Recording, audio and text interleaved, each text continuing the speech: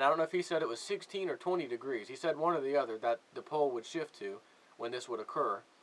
And I think not that long ago, it was a scientific article, I think it came even from NASA, where they said their proposed landing site of the new North Pole in the future would be 20 degrees from where it's at now, or 16. It was one or the other. Whatever Edgar Casey said, it was the opposite. So if he said 16 degrees, the NASA said 20.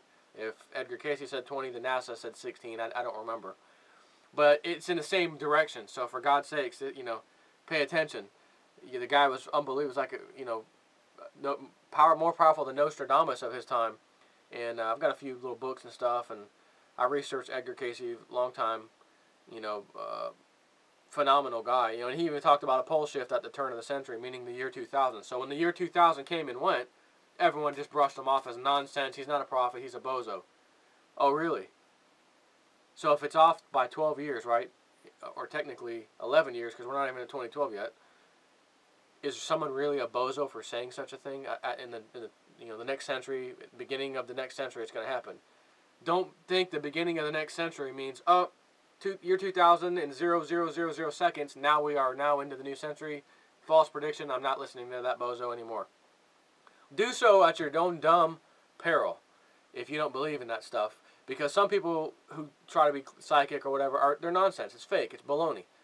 But there's others who have credibility. Edgar Casey being one, Nostradamus being another. There's been a few throughout the times. I mean, they're not the only ones, but fascinating if you look up Edgar Casey. I mean, the guy gave like 13,000 or 15,000 readings. Prophesized the day he would die to the date. I mean, year, date, the whole thing way in advance. And sure enough, he died. He was told by the entity that he channeled or whatever not to do more than, I think, 2 readings a day or something like that. And because he was so kind-hearted and whatnot, he couldn't resist helping people and just not necessarily charging them, just letting them give him a donation, basically. And it put a huge toll on his body. So he died a little earlier than the average, person. I don't know if he was in his 40s or 50s, but I mean, he didn't live that into his 60s and 70s, that's for sure. But he had a lot of interesting things to say. There was even a case where one of the Rockefellers back then went and visited him for some advice. Never was told. To this day, I can't find out what he asked. But I know the Edgar Casey Foundation has taken all the names out and put numbers assigned to them and then put them in a big logbook. So you can see every single reading he gave if you wanted to. But I've got a few books and stuff that, I've read. I look online. You can look online and see some of the stuff he said. Pretty interesting, man. He was one of the ones that said the right paw of the Sphinx in Egypt had, a hall of records or something underneath it. And one day before, I guess, 2012 type stuff, we would access it and learn the true history and that kind of thing.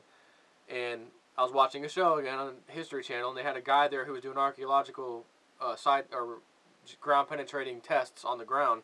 And they asked him if he'd go over there and just test it. Sure enough, there was an anomaly under the damn paw of the Sphinx right in front of it. And he would attest to that. He's like, I don't believe in the psychic stuff, and that's not why I'm here. I'm just here to do the ground penetrating radar test, and I'll tell you what I find. That's it. And sure enough, he said, yeah, there's definitely something down there. We still haven't been granted access to go down there and see what's there. Is that stuff going to come out before 2012, or if there's some big doom coming here? I don't know. Interesting that Edgar Casey said that, and sure enough, there it is. It exists. So anyways, that's all I got for you right now. Man, there's so much stuff going on right now. I've got emails to myself from days and days ago. Talk about this. Do a video on that. And it's just going by the wayside.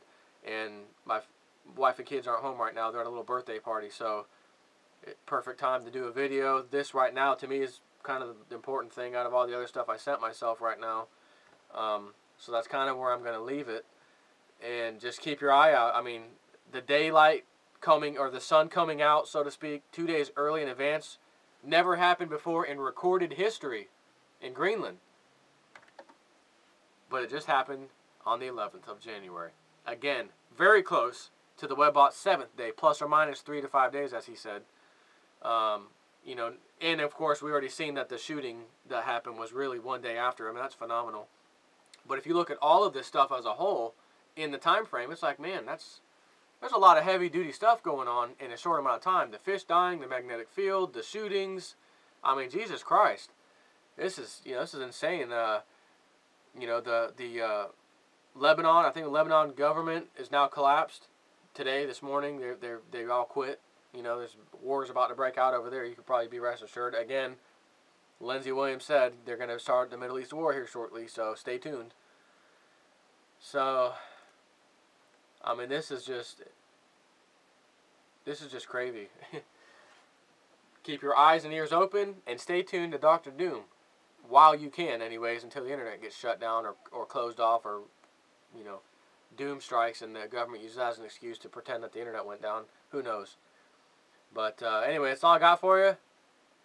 Take care.